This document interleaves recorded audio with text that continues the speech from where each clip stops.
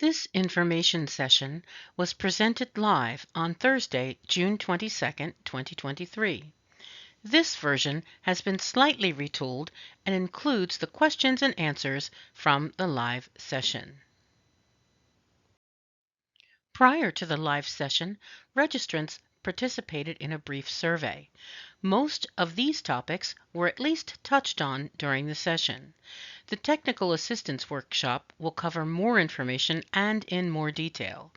The NRTC team is committed to providing every applicant and grantee the information, service, and training needed to confidently manage our processes and their grant awards.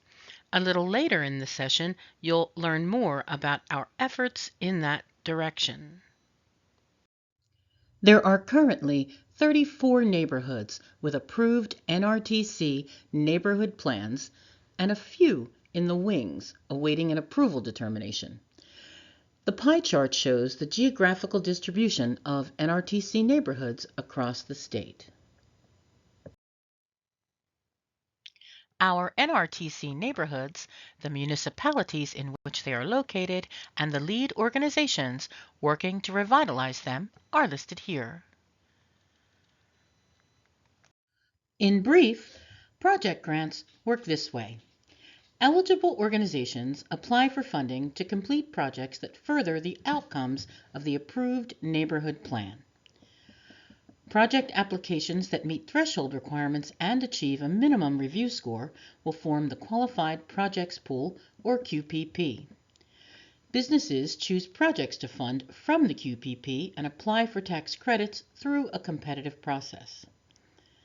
The program accepts contributions from businesses in exchange for credit against New Jersey state tax liability. Individual business contributions are capped at $1 million.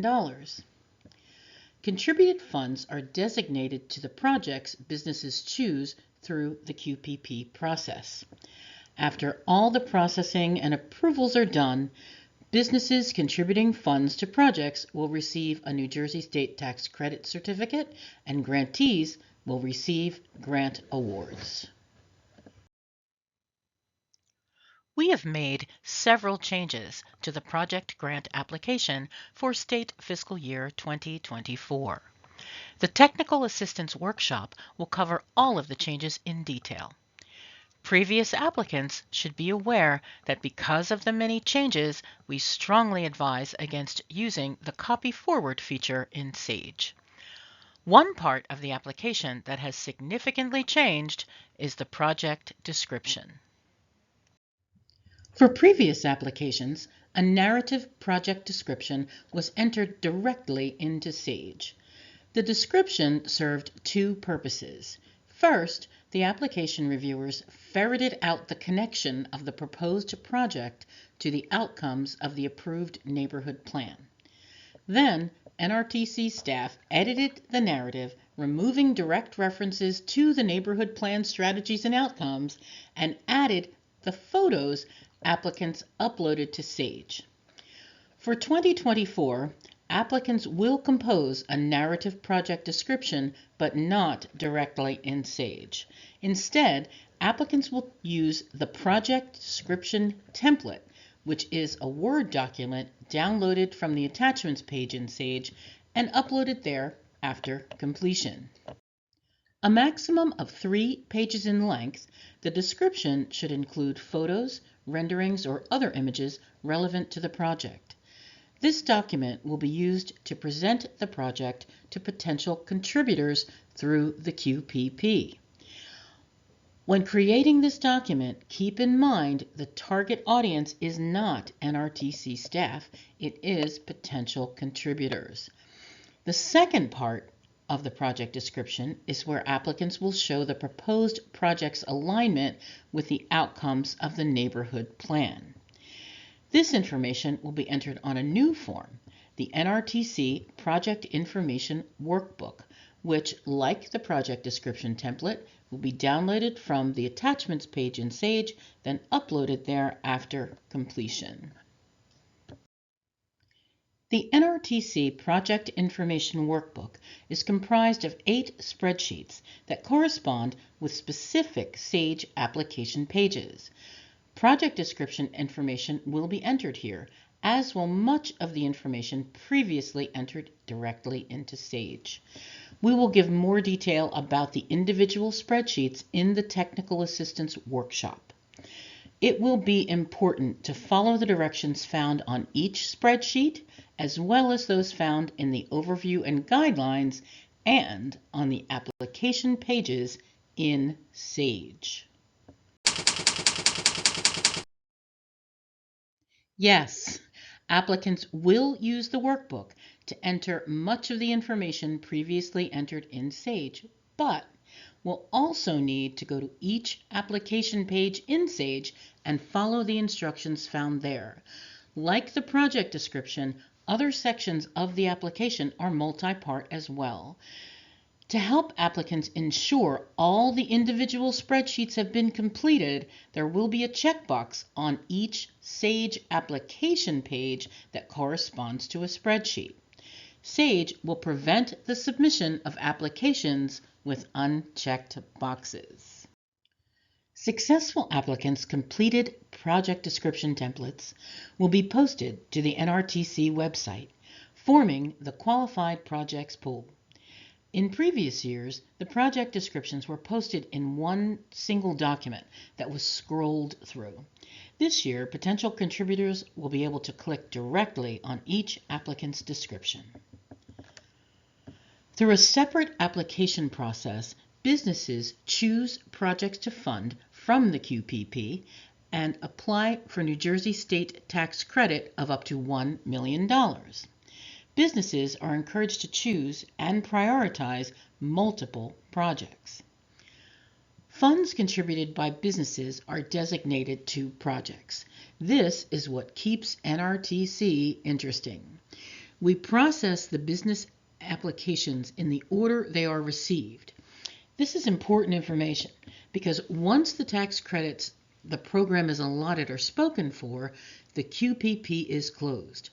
A business could choose to fully fund a project, but if there are not enough tax credits left when the application is processed, we cannot accept those funds.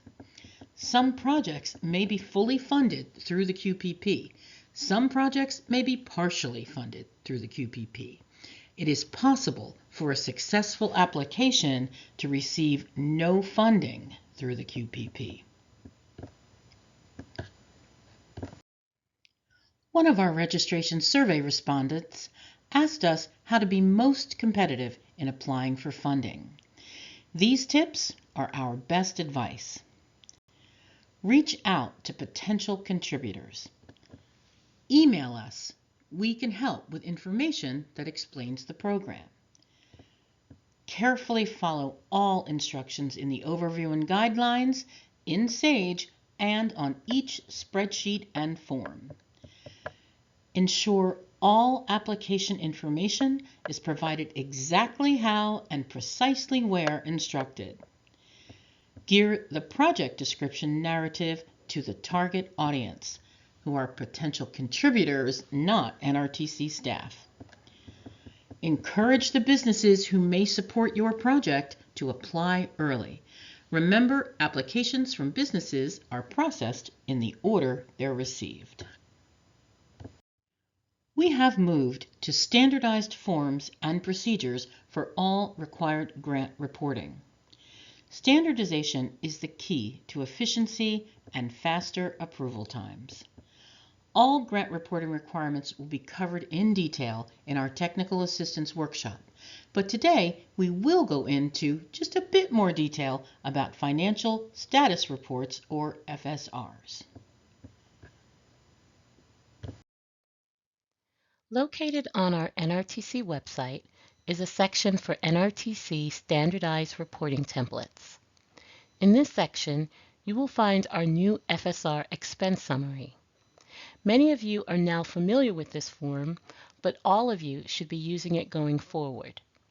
This form must be uploaded in SAGE to the expense summary upload of your FSR, along with a copy of your general ledger or cash disbursement ledger. So let's talk about what goes on this form. The FSR expense summary contains two tabs: the main FSR expense summary and an admin tab. The main tab should contain a list of all of your expenses by category, and it will automatically include information that you enter in the admin tab. The admin tab is where you will enter salary information. Please note that reimbursement amounts is based on salary multiplied by percentage. In Sage, your expense uploads should mirror your expense summary. Notice that each line in the expense summary has a corresponding upload in Sage. By following this process, you can shorten the processing time of your FSRs and get reimbursements to your organization faster. A longer training video on creating FSRs will be posted to our website shortly. Also, in addition to the annual Technical Assistance Workshop, live training sessions will be offered over the course of the year on the topics requested in the survey that Susan highlighted earlier. NRTC is committed to providing information, service, and training to all applicants and grantees. Finally, a note about advances. As you know, for 2023 project grants, you can receive 80% of your award in 20% advance increments. This will continue for the FY2024 RFP. Your first FSR, which will be submitted within 3 months of an advance, should include all invoices and receipts to satisfy the advance. The online Sage application will be available when the RFP is launched on Monday, July 10th. The application process will be covered in detail at the Technical Assistance Workshop on Thursday, July 13th. The application will be available on July 10th, but applications must be started in Sage no later than Monday, August 21st. We advise starting the application much sooner. The application is due on Wednesday, August 23rd. We will hold the first of the training sessions Wendy mentioned in the fall. Our target date to launch the QPP and the business entity application is November 1st. We hope to deliver tax credit certificates at the end of the year and make our funding recommendations to the Commissioner in the beginning of 2024. The questions and answers from our live session. What is needed to demonstrate site control? A deed, lease agreement, letter of intent, or agreement of sale. Will the process for grant agreements be quicker in 2024? Yes, the application process is starting earlier this year. Grant agreements should be executed earlier as well. How would a 2023 project grant recipient know if the award contained the ARP SLFRF funds? Recipients whose awards included those funds have been notified. Will the clearinghouse document that lists business entity contributors be updated? Yes. Some 2023 awards were $1 million. Isn't the maximum $985,000? The maximum request was increased from $985,000 to $1 million last year. It remains at $1 million for 2024. What is the application initiation deadline and why is it just 2 days before the submission deadline? The application will be available on the RFP launch date, scheduled for July 10th. Because the application is complex, it is unlikely an application started at the last minute would be successful. Applications must be initiated at least 2 days before the submission deadline. Are funds available for planning grants? Funds are not available for planning grants at this time, but may be available in the future.